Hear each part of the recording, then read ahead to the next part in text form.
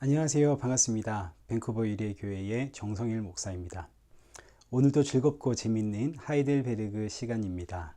오늘은 하이델베르그 제21주일 55번째 문답의 시간입니다. 55번째 문답, 성도가 서로 교통함의 의미는 무엇입니까? 사도신경의 마지막 부분입니다.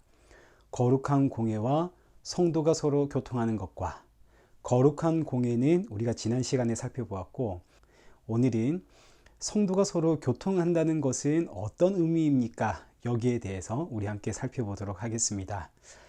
교통한다라는 이 단어는 서로 오고 간다라는 뜻입니다.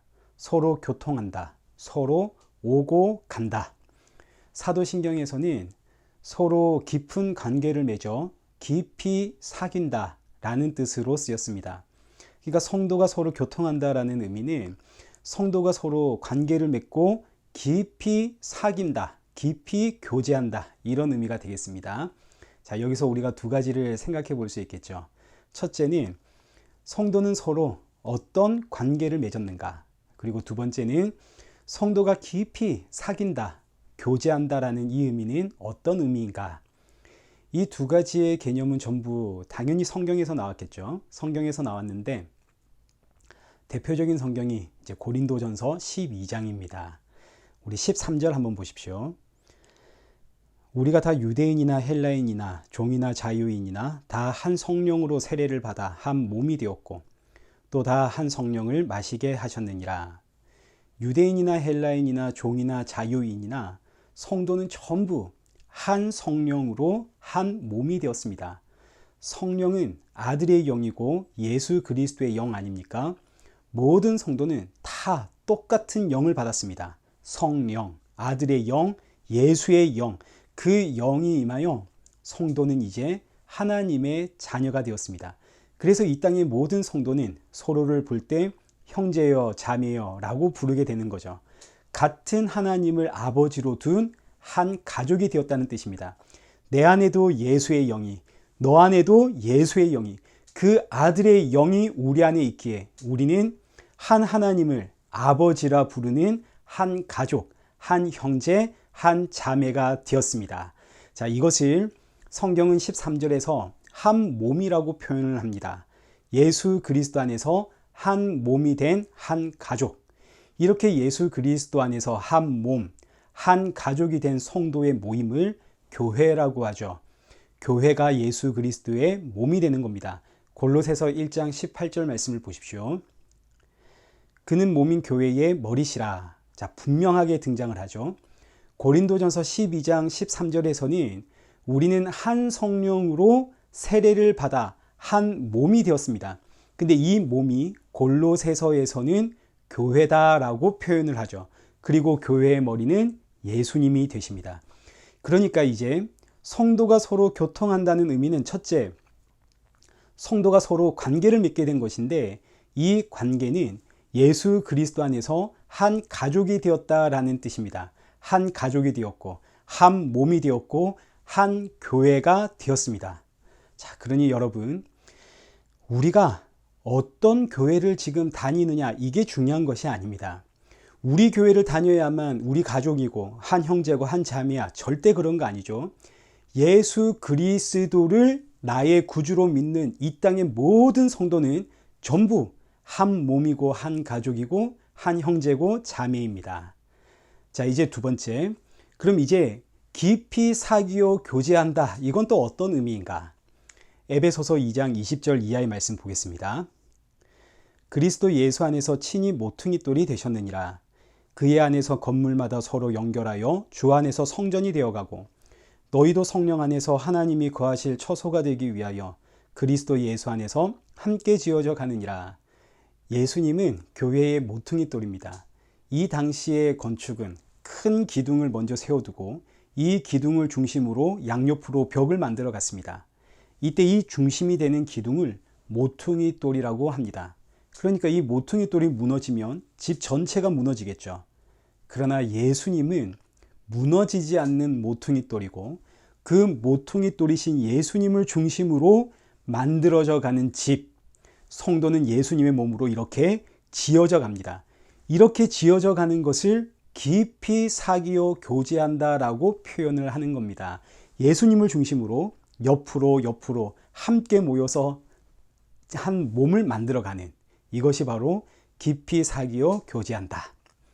이것을 고린도전서 12장에서는 이렇게 표현을 했습니다. 11절 한번 보십시오. 몸이 하나인데 많은 지체가 있고 몸의 지체가 많으나 한 몸인가 같이 몸은 하나이지만 몸을 이루는 지체는 다양합니다. 자, 그래서 이어지는 14절, 몸은 한 지체만이 아니요 여럿이니 만일 발이 이르되 나는 손이 아니니 몸에 붙어 있지 아니하였다 할지라도 이로써 몸에 붙지 아니한 것이 아니요 발이 나는 몸에 붙어 있지 않아 하고 외쳐도 발은 몸에 붙어 있다는 이야기입니다. 그리고 머리의 지시를 받아서 발이 움직이는 거죠. 17절도 한번 보십시오. 만일 온 몸이 눈이면 듣는 곳은 어디며 온 몸이 듣는 곳이면 냄새 맡는 곳은 어디냐. 우리 전부가 눈이 될 수 없고 우리 전부가 귀가 될 수 없고 우리 전부가 코가 될 수 없는 겁니다. 누군가는 눈이고 누군가는 귀고 누군가는 발이고. 그래서 20절, 이제 지체는 많으나 몸은 하나라.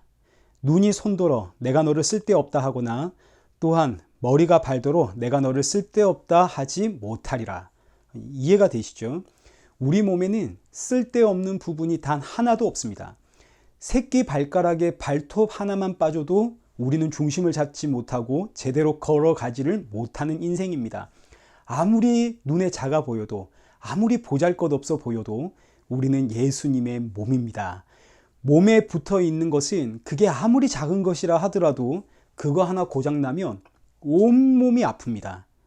그러니까 예수님 안에서 한 몸이 된 지체는 난 손이야, 난 눈이야, 난 입이야.